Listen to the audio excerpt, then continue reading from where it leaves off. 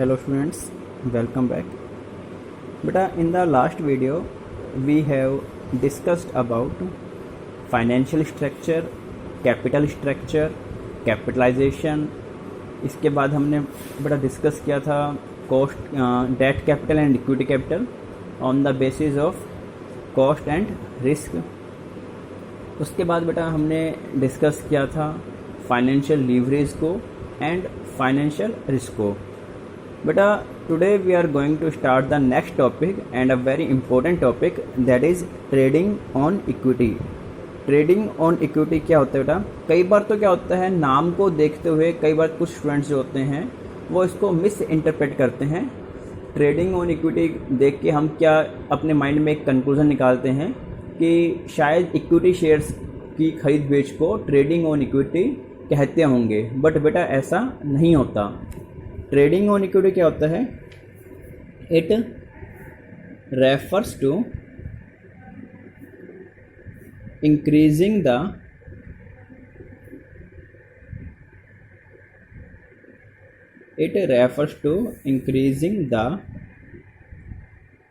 Ratio of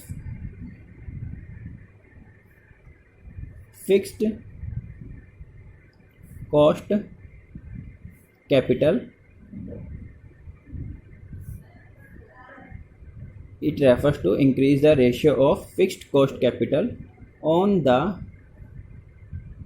basis of equity capital.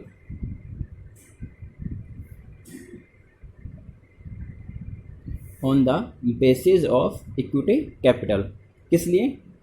किसी भी company में डेट कैपिटल के या फिक्स कॉस्ट कैपिटल जो कि क्या होती है, यूजुअली डेट होती है, डेट कैपिटल के रेशियो को इंक्रीज करना on the basis of equity capital. Equity जहाँ पर हमें इक्विटी कैपिटल को यूज़ करना चाहिए था उसकी बजाय हम इक्विटी के रिप्लेस करते हुए इक्विटी के एक पोर्शन को रिप्लेस करके वहाँ पर हम किसका यूज़ कर रहे हैं? डेट कैपिटल का. Increasing the ratio of fixed cost capital, that is debt on the basis of equity capital. क्यों? To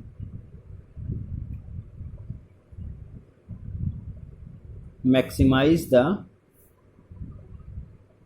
benefit of equity share holders. Equity share holders के बेनिफिट को बढ़ाने के लिए बिजनेस के अंदर, कंपनी के अंदर फिक्स्ड कॉस्ट कैपिटल या डेट कैपिटल के रेशियो को इंक्रीज करना on place of equity capital. Equity capital के एक पोर्शन की जगह हम डेट कैपिटल के रेशियो को इंक्रीज करते हैं. क्यों करते हैं? जिससे कि जो इक्विटी शेयर होल्डर है उसकी अर्निंग को बढ़ाया जा सके. तो बेटा ये डेफिनेशन देखा जाए तो शायद सुनने में थोड़ी कंफ्यूजिंग लग रही है कि ऐसा कैसे होगा सर कि हम डेट कैपिटल के रेशियो को इंक्रीज करेंगे तो उससे इक्विटी शेयर होल्डर्स का प्रॉफिट इंक्रीज हो जाएगा. ठीक है, ये डेफिनेशन क्या कहती है? It refers to increasing the ratio of fixed cost capital. Capital structure के अंदर या बिजनेस के अंदर डेट कैपिटल के रेशियो को इंक्रीज करना, डेट कैपिटल के रेशियो को बढ़ाना, और इस तरीके से बढ़ाना किसके बेसिस पे? इक्विटी कैपिटल के बेसिस पे, जिससे कि हम शेयर होल्डर्स के बेनिफिट को इंक्रीज कर सके. क्या बोलते हैं उसको हम? Trading on equity. ओके बेटा, अब बिजनेस में डेट कैपिटल के रेशियो को हम इंक्रीज करेंगे तो शेयर होल्डर का जो प्रॉफिट है वो कैसे इंक्रीज होगा? तो बेटा एक तो हम क्या होता है, एक अजम्पशंस होती है. ट्रेडिंग ऑन इक्विटी किसी बिजनेस के अंदर बेनिफिशियल तभी होती है. ट्रेडिंग ऑन इक्विटी जो होती है वो हमेशा बेनिफिशियल नहीं होती. ये किसी भी बिजनेस में बेनिफिशियल तभी होती है when rate of return is greater than rate of earning. किसी भी बिजनेस के अंदर रेट ऑफ रिटर्न जो है या रेट ऑफ अर्निंग है is greater than rate of interest. जब अर्निंग की जो रेट है वो ज़्यादा हो, किससे? इंटरेस्ट रेट से, उसे हम क्या बोलते हैं? उसी केस के अंदर ट्रेडिंग ऑन इक्विटी जो होती है वो बिज़नेस के लिए फ़ायदेमंद होती है, अदरवाइज़ वो बिज़नेस के लिए नुकसानदायक भी हो सकती है. क्लियर है? इस चीज़ को बेटा हम प्रूव कैसे करेंगे? इसके लिए बेटा एक हम कंपैरेटिव स्टडी करते हैं जिससे हम क्या बोलते हैं? EPS EBIT analysis. EPS का क्या होता है? Earning per share. And EBIT का क्या होता है? Earning before interest and tax. इसे हम क्या बोलते हैं? Operating profit of business. तो ईपीएस ईबीआईटी एनालिसिस जो होता है उसके बिहाफ पर ये जो हमने अभी स्टेटमेंट कही है, इस स्टेटमेंट को हम ड्राइव करते हैं, इसको हम ट्रू प्रूव करते हैं। कैसे बेटा? हम सपोज करते हैं, एक सेकेंड, हम बेटा सपोज करते हैं कोई एक कंपनी है, ठीक है, पर्टिकुलर्स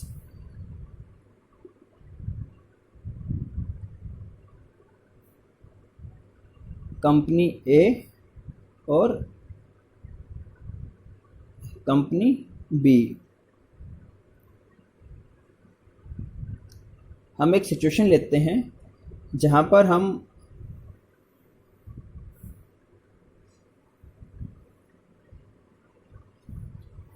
दो कंपनी के केसेस को कंसिडर करते हैं। क्या? कंपनी ए और कंपनी बी, जितने भी बेटा इसके अंदर हम डाटा डाल रहे हैं वो सभी किसके रूप में डाल रहे हैं? रुपीज़ के रूप में, इन रुपीज़, ठीक है। तो बेटा हमने दो कंपनी ली, दोनों ही कंपनी में हम क्या करेंगे?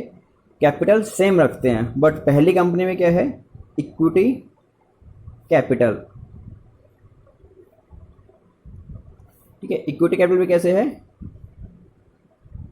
Equity shares at the rate of ₹10।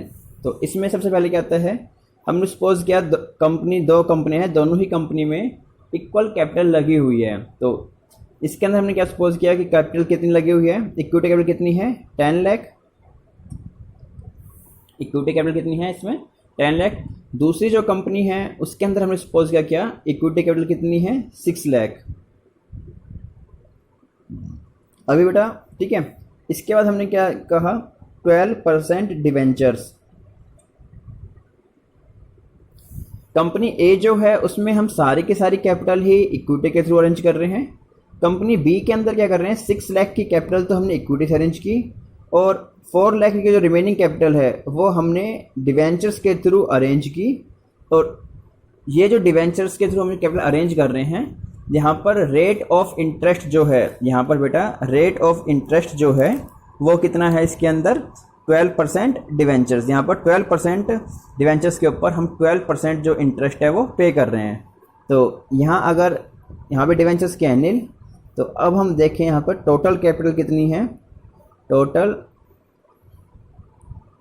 Capital company A के केस में भी टोटल कैपिटल कितनी है बेटा? 10 लाख। और कंपनी बी के केस में भी टोटल कैपिटल कितनी है बेटा? 10 लाख। हमने एक सिचुएशन ली है कि जहाँ पे हमने दोनों ही कंपनी के अंदर टोटल कैपिटल जो इक्वल इंसर्ट कर रहे हैं, बट डिफरेंस क्या है कि एक कंपनी के अंदर सारी की सारी कैपिटल इक्विटी के थ्रू है, जबकि जो दूसरी कंपनी है उसमें कैपिटल का एक पोर्शन इक्विटी के थ्रू अरेंज किया गया है और दूसरा जो पोर्शन है वो डेट के थ्रू अरेंज किया है। हेयर डेट कैपिटल के रेशियो को यहाँ पर क्या किया जा रहा है? इंक्रीज किया जा रहा है, increasing the ratio of debt capital in the capital structure. Clear है बेटा? टोटल कैपिटल जो है वो दोनों ही कंपनीज के अंदर क्या हो गई? सेम हो गई। अब हम सपोज करते हैं दोनों ही कंपनीज के अंदर earning before interest and tax, earning before interest and tax is ₹2 lakh. यहाँ पर क्या है? Earning before interest and tax कितना है? 2 लाख। और दूसरी कंपनी में भी क्या है? ऑपरेटिंग प्रॉफिट जो है, टोटल कैपिटल भी दोनों में सेम थी और ऑपरेटिंग प्रॉफिट जो है वो भी दोनों कंपनीज के अंदर सेम है। अब नेट प्रॉफिट निकालने के लिए हम क्या निकालेंगे? नेट प्रॉफिट निकालेंगे। कंपनी का नेट प्रॉफिट कितना है? तो नेट प्रॉफिट निकालने के लिए पहले हम क्या लेस करते हैं? Less interest, less interest. सबसे पहले हम क्या लेस करेंगे? इंटरेस्ट लेस करेंगे। कंपनी ए के केस में इंटरेस्ट कितना लेस होगा? कंपनी ए के केस में इंटरेस्ट लेस होगा या नहीं होगा? बेटा यहाँ पर इंटरेस्ट लेस नहीं होगा, क्योंकि इंटरेस्ट जो लगता है वो डिवेंचर कैपिटल पर लगता है। यहाँ पर जो सारी की सारी कैपिटल है वो इक्विटी के थ्रू अरेंज की गई है, तो दैट मीन यहाँ पर इंटरेस्ट लेस नहीं होगा। जबकि कंपनी जो बी है यहाँ पर इंटरेस्ट कितना लेस होगा? टोटल डेट कैपिटल कितनी थी? 4 लाख। 4 लाख पे 12% क्या है? डिवेंचर्स है, दैट मीन हमें 12% इंटरेस्ट पे करना है। तो 4 लाख का 12% इंटरेस्ट कितना हो जाता है बेटा आपका? Yearly interest 48,000। दैट मीन यहाँ पर अब आपका बेटा ये क्या जाएगा, अर्निंग बिफोर टैक्स। ये क्या आ गया अब आपका, इंटरेस्ट लेस करने के बाद जो टैक्स ये अर्निंग आएगी वो क्या बोलते हैं, अर्निंग बिफोर टैक्स। पहले क्या थी, earning before interest and tax थी, अब इंटरेस्ट हमने लेस कर दिया तो अब क्या बची हमारे पास, earning before tax. Earning before tax क्या होगी इस केस में, कितनी होगी 2 लाख, और यहाँ पर 2 लाख में से 48,000 लेस हो गए, कितनी रह गए 1,52,000। क्लियर है बेटा। अब नेट प्रॉफिट निकालना है, क्या लेस करेंगे, अब ये क्या आ गया, ईबीटी आ गया, अब आता है इसके अंदर लेस टैक्स। अब इसके अंदर हम टैक्स लेस करेंगे। हम सपोज करते हैं कि कॉर्पोरेट टैक्स की जो रेट है वो 8% कितनी है, 30%। कोई भी टैक्स रेट आप सपोज कर सकते हैं 20%, 30%, 25%, बट होगी क्या, वो दोनों के लिए सेम होगी। तो यहाँ पर अब हम टैक्स लेस करते हैं तो टैक्स कितना हो जाएगा, net profit 2 lakh earning before tax, और टैक्स कितना हो गया 30%, 2 लाख का 30% दैट इज 60,000, और यहाँ पर बेटा 1,52,000 इसका 30%, तो बेटा ये अप्रोक्सीमेटली हो जाएगा आपका 45,600। आप रफली करके देख सकते हैं अपने रफ नोटबुक के अंदर। 1,52,000 का जब हम 30% कैलकुलेट करते हैं कितना हो जाएगा 45,600। क्लियर है। अब क्या आएगा यहाँ पर, अर्निंग आफ्टर टैक्स या earning available for equity share holders. Tax less करने के बाद नेट अर्निंग कंपनी की कितनी है, यहाँ पर कितनी हो गई 1,40,000, और इस केस में क्या है 1,06,400। यहाँ पर बेटा कंपनी ए के केस में अब देखिए अर्निंग आफ्टर टैक्स कितना है 1,40,000, और कंपनी बी के केस में क्या है अर्निंग आफ्टर टैक्स 1,06,400। अब बेटा हमें कैलकुलेट क्या करना है, ये क्या है net earning which is available for equity share holder. अब हमें क्या कैलकुलेट करना है, अर्निंग पर शेयर। क्या कैलकुलेट करना है बेटा हमें, अर्निंग पर शेयर। और अर्निंग पर शेयर कैसे कैलकुलेट करते हैं हम, earning available for equity share holder या earning after tax divided by number of equity shares, number of equity shares. Total earning को, नेट अर्निंग जो टैक्स के बाद कैलकुलेट बचती है उस अर्निंग को अगर नंबर ऑफ शेयर से डिवाइड कर दिया जाए तो वो क्या होती है आपकी अर्निंग पर शेयर। तो कंपनी ए के केस में नंबर ऑफ शेयर कितने हैं, अर्निंग आफ्टर टैक्स कितनी है 1,40,000 divided by number of equity shares.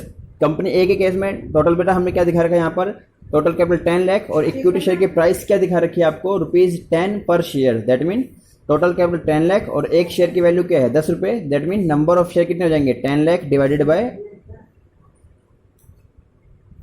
Price पर शेयर। दैट इज यह क्या हो गया, नंबर ऑफ शेयर कितने हैं कंपनी के अंदर, कंपनी ए के केस में नंबर ऑफ शेयर कितने हैं 1 lakh. 1 lakh share eight the rate of ₹10 each, तो 1 लाख मल्टीप्लाई बाय 10 क्या होगा टोटल कैपिटल 10 लाख।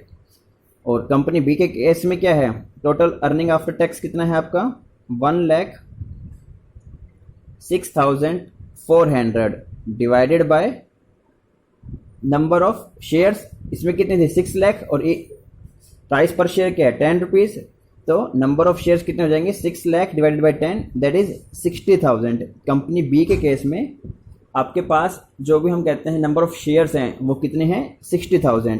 क्लियर है बेटा। अब यहाँ पर इसको हम डिवाइड करते हैं, 40 से 40 कैंसिल, 14/10 दैट इज ₹1.4 पर शेयर। ये क्या हो गया बेटा आपका ₹1.4 पर शेयर। और यहाँ पर 20 से 20 कैंसिल, यहाँ पर इसको हम 6 से डिवाइड कर रहे हैं, तो दैट मीन समथिंग 6 1 जा 6, 4 6 7 जा 42, 4 6 7 जा 42 दैट इन अप्रॉक्सीमेटली। अब यहाँ पे 0 तो यहाँ पे क्या जाएगा ₹1.77 पर शेयर। तो बेटा देखिए इस केस में कंपनी एक केस में अर्निंग कितनी हो रही है पर शेयर ₹1.4, और यहाँ पर क्या था कि कैपिटल का एक पोर्शन हमने डेट के थ्रू अरेंज किया, तो जो शेयर होल्डर की अर्निंग है वो 1.4 से इंक्रीज हो गई, कितने हो गई 1.7। That is increasing the ratio of fix cost capital on the basis of equity capital. किस लिए, तो मैक्सिमाइज द प्रॉफिट हो या benefit of equity share holder. यहाँ पर हमने कैपिटल का एक पोर्शन डेट के थ्रू इंट्रोड्यूस किया, तो यहाँ पर जो शेयर होल्डर थे उनकी अर्निंग ₹1.4 पर शेयर से इंक्रीज हो गई। कितनी हो गई? 1.77, ठीक है, यानी कि ₹1.77 पर शेयर। उसे हम क्या बोलते हैं? Trading on equity. Trading on equity के लिए एक नेसेसरी कंडीशन क्या होती है कि that is rate of return must be greater than rate of debentures for taking benefit of trading on equity. Trading on equity का बेनिफिट लेने के लिए रेट ऑफ रिटर्न या फिर EBIT must be greater than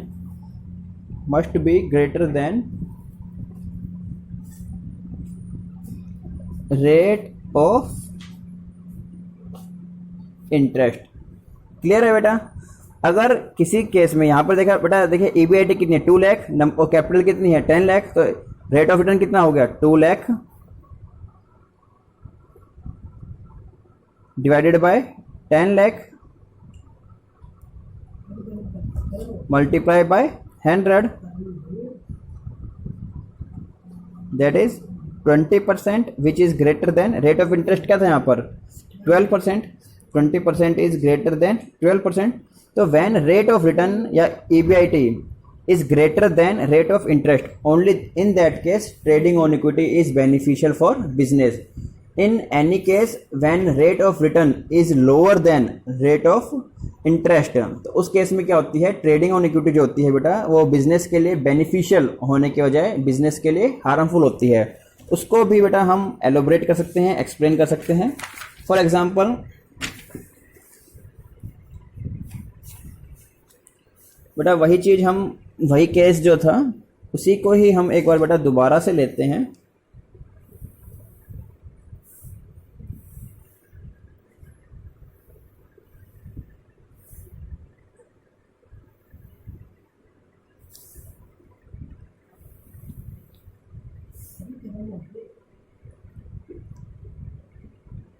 particulars company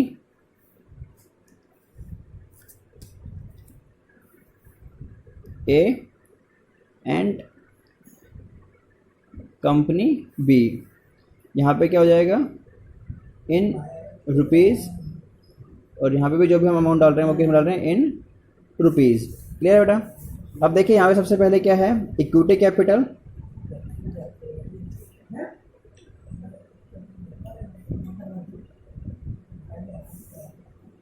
as similar to recent case. इस case में हमने क्या ले रहे हैं? Equity shares at the rate of ₹10। तो इस केस में भी हमने क्या सपोज किया? इक्विटी कैपिटल कितनी है? 10 लाख, और यहाँ पर क्या सपोज किया हमने? 6 लाख, जो हमने रिसेंट केस में स्टडी किया था। यहाँ पर भी क्या है? 12% डिवेंचर्स, 12% डिवेंचर्स। इस केस में क्या है? नील। और यहाँ पर क्या 4 लाख। 4 लाख की जो कैपिटल है वो हमने डेट के थ्रू अरेंज की है। तो यहाँ पर आपकी टोटल कैपिटल जो है बेटा वो कितनी हो गई? 10 लाख, और इस केस में भी क्या हो गई? 10 लाख। तो टोटल कैपिटल जो है वो दोनों ही कंपनीज में इक्वल है। अब क्या है यहाँ पर? लास्ट केस जो हम कहते हैं, आपकी जो केस स्टडी थी या लास्ट उसको हम इलिस्ट्रेशन के अंदर ट्रेडिंग ऑन इक्विटी जो है, ठीक है, उसके अंदर हमने EBIT सपोज किया था 2 लाख, दैट इज 10 लाख पे 2 लाख कितना होगा? 20%। इस केस में हम सपोज करते हैं EBIT is 1 lakh, that mean rate of return क्या है? प्रॉफिट 1 लाख और कैपिटल थी कितनी? 10 लाख। तो रेट ऑफ रिटर्न क्या हुआ? 10%, which is less then rate of interest. तो दोनों ही केस में EBIT कितना है? 1 लाख। अब पहले क्या करेंगे हम? Less interest, less interest. Interest कितना है? 12%। इस केस में इंटरेस्ट अप्लाई होगा? नहीं, क्योंकि सारी कैपिटल कैसे है? इक्विटी के थ्रू है। जबकि कंपनी बी के केस में इंटरेस्ट हो जाएगा 4 लाख का 12% सेम 48,000। तो ये क्या आ जाएगा बेटा आपका ईबीटी दैट इज 1 लाख और यहाँ पर कितना आ जाएगा 52,000। अब सेम वही, अब क्या लेस करेंगे हम, less tax at the rate of 30%। 1 lakh का 30% कितना 30,000, 1 लाख का 30% कितना होता है बेटा 30,000 और 52,000 का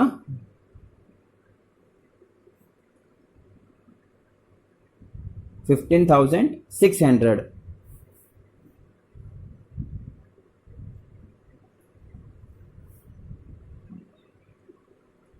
$70,000 ये क्या हो जाएगा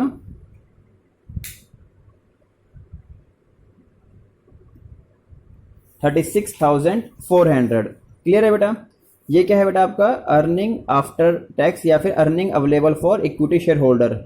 ईपीएस कैसे कैलकुलेट करते हैं, वही EAT earning after tax divided by number of shares. तो यहाँ पर क्या हो जाएगा आपका 70,000 डिवाइडेड बाय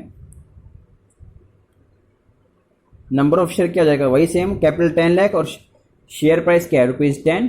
तो नंबर ऑफ शेयर कितना हो गए, total capital divided by value of share, तो ये क्या हो गया 1 लाख और यहाँ पर क्या हो जाएगा 36,400 डिवाइडेड बाय 60,000। इस केस में क्या था बेटा, यहाँ पे 6 लाख की कैपिटल थी और शेयर प्राइस क्या है फेस वैल्यू 10 रुपीज़। तो नंबर ऑफ शेयर कितने हो गए 60,000, 40 से 40 दैट इज ₹0.7 पर शेयर। यहाँ पर शेयर प्राइस ईपीएस क्या हो गया 70 पैसे पर शेयर और यहाँ पर 20 से 20 6 जा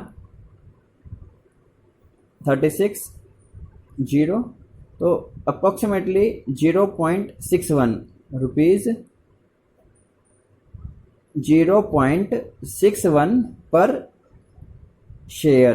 क्लियर है, ये क्या है अर्निंग पर शेयर। तो बेटा देखिए अब इस केस में क्या हुआ कि जब हमने ट्रेडिंग ऑन इक्विटी को इंट्रोड्यूस किया, बिजनेस में डेट कैपिटल के रेशियो को इंक्रीज किया, तो जो शेयर होल्डर का प्रॉफिट है वो इंक्रीज होने की वजह क्या हो गया, कम हो गया। इस केस में जो शेयर होल्डर्स है उनकी अर्निंग कितनी थी, जो फर्स्ट कंपनी ए के केस में कितनी है 70 पैसे पर शेयर, और जब भी कंपनी बी है वहाँ पर क्या हुआ शेयर होल्डर की जो अर्निंग है वो इंक्रीज होने के बजाय कम हो गई और कितनी रह गई 61 पैसे पर शेयर। तो दैट मीन क्यों, यहाँ पर ईबीटी कितना था आपका, ईबीआईटी या रेट ऑफ रिटर्न कितना है 1 lakh divided by total capital कितनी है आपकी 10 लाख, परसेंटेज कैलकुलेट करनी है आपने multiply by 100 that is 10% which is greater than which is less than interest rate which is less than interest rate. Hence, trading on equity is beneficial only when rate of return is greater than rate of interest. In any case, when rate of interest is greater than rate of return, trading on equity will be harmful for business instead of benefit. Okay students, तो बेटा ये topic था आपका trading on equity. In the next video, we will discuss about factors affecting capital structure. Okay बेटा, till then, goodbye.